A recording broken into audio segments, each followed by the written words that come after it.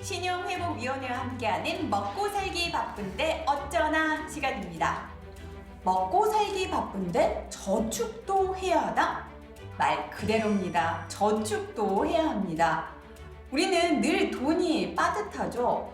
벌어도 부족한 돈. 하지만 이렇게 풍족하지 않은 상황에서도 우리는 미래를 준비해야 되는데요.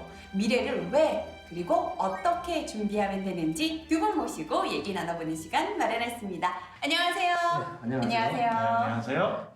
안녕하세요. 먹고 살기 바쁜 유영복입니다. 안녕하세요. 먹고 살기 힘든 김바비입니다. 모두 힘든 분들이 모여오셨군요. 사회자님 말씀처럼 빠듯하기 때문에 더 모아야 합니다. 빠듯하기 때문에 더 모아야 된다고요? 네, 우리의 인생 그래프를 한번 살펴보겠습니다. 다 같을 수는 없지만 우리는 살아가면서 중요한 이벤트들을 겪습니다. 예를 들어서 젊을 때는 결혼자금, 중장년기에는 자녀 교육비, 노후에는 노후자금이죠. 그렇군요. 그렇다면 저는 한 이쯤에 있지 않을까 싶은데요. 맞아요. 근데 슬픈 사실이 시기별로 필요한 돈은 있는데 우리는 돈을 벌 수 있는 시기와 돈이 나가는 시기가 다르다는 거예요. 즉 지금 빠듯해도 나중에는 빠듯 정도가 아니라 쥐어짜도 안 되는 시기가 올 수 있다는 겁니다. 그래서 필요할 때 필요한 만큼의 돈을 쓸 수 있도록 하는 것, 그게 저축입니다. 지금은 좀 힘들어도 조금씩 아껴서 쓰자는 이야기입니다. 이게 바로 생애주기 자산관리입니다. 생애주기 자산관리요. 네, 맞는 말씀입니다. 요즘 욜로라는 말이 유행하고 있는데요. 스트레스 해소차 적용하기에는 참 좋은 말입니다. 하지만 굉장히 위험한 말이기도 하죠. 위험한 말이요? 인생에는 예기치 못한 일들이 많이 발생합니다. 병원에 간다든가 사고를 당한다든가 아니면 친한 사람들한테 사기를 당하든지요. 얘기만 들어도 좀 마음이 무거워지는데요. 그렇죠. 그러면 조금씩이라도 준비해야겠죠. 자, 그렇다면 우리가 좀 돈을 모을 수 있는 비결이 있을까요? 보통 돈을 모은다고 하면 주식, 투자 등을 잘해야 된다고 생각하시죠? 그런데 실제로 주변에서 이렇게 돈 번 분들 보셨어요? 실제로 주변에는 그리 많지 않아요. 맞아. 실제로도 본 적이 없어요. 네, 맞습니다. 오히려 그로 인해서 어려워졌다는 분들 이야기는 많이 듣죠. 그래서 신용회복위원회를 방문하는 다수의 사례 중 하나가 투자 실패입니다. 투자 실패요? 예, 예. 그 투자를 잘하면 좋죠. 네, 하지만 실패했을 때 사업을 확장하려다가 어려워졌을 때 네. 이럴 때는 어떻게 대처해야 할지 보관이 있어야 되겠죠. 그걸 위한 것이 바로 자산 현황표 작성입니다. 자산 현황표요? 네. 뭔가 좀 복잡해 보이는데요? 아닙니다. 쉽습니다. 쉬워요? 왜 쉽냐면 내가 가진 재산과 빚을 정리해 보는 거예요. 선을 중간에 그어서 왼쪽에는 내가 가진 자산들 있죠. 그 주거용 아파트 보증금, 전기예금, 자동차, 부동산 등이 있겠죠. 그 다음은 빚입니다.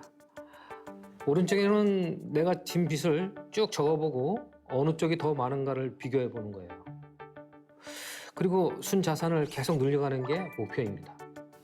그러니까 한마디로 정리하면 내가 갖고 있는 재산과 또 빚, 대출 현황을 적어보는 거군요.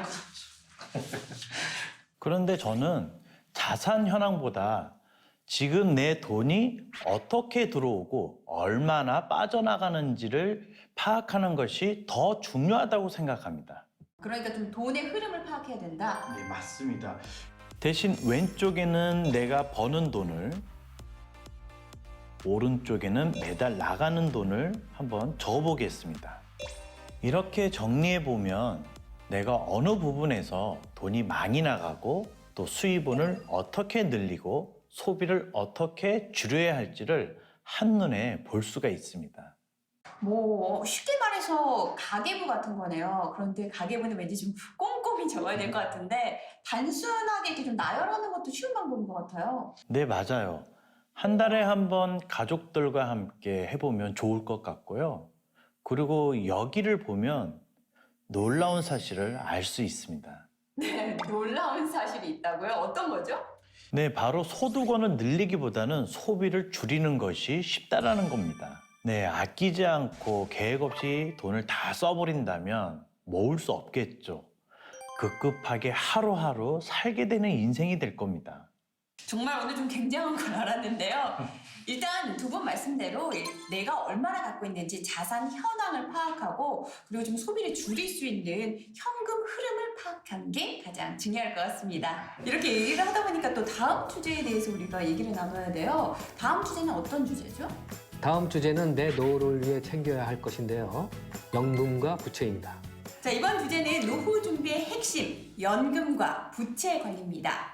다들 요즘 100세 시대라고 하죠. 하지만 이제는 100세를 넘어서 120세 시대라고 합니다.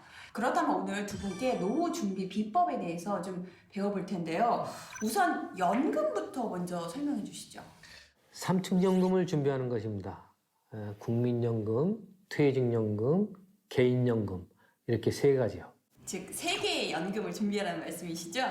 네, 국민연금은 최소한의 노후 보장을, 퇴직연금은 안정적 노후, 또 개인연금은 여유로운 노후 보장을 한다고 하죠. 소득이 없는 경우도 본인이 희망하면 가입할 수 있고요. 내다가 납입이 힘들면 잠시 중단할 수도 있습니다. 맞습니다. 그렇지만 국민연금과 나라에서 모두에게 지급하는 기초연금을 합쳐도 사실 부족합니다. 국민연금연구원에 따르면 1인 노후 적정생활비가 142만 원이라고 하는데요. 이것도 최소한의 생계유지 정도만 가능하다고 합니다.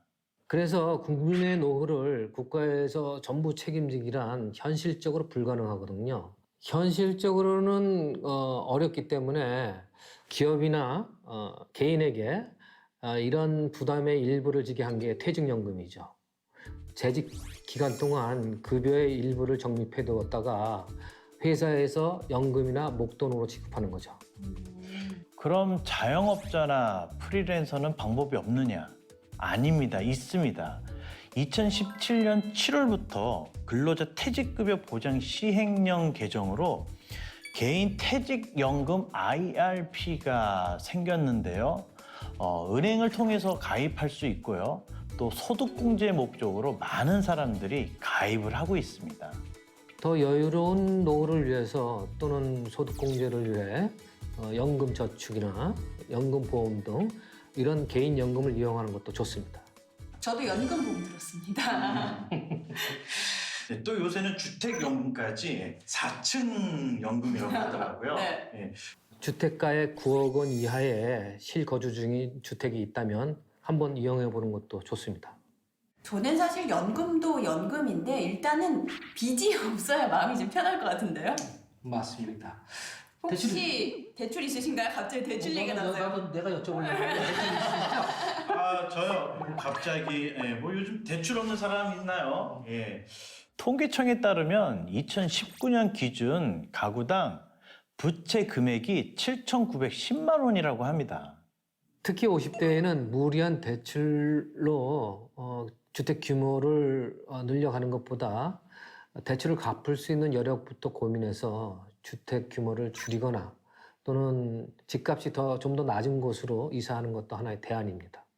이 대안은 어떻게 생각하시나요? 지금 가지고 있는 대출 부채를 한 번쯤 정리해 보는 것이 중요하다고 생각합니다.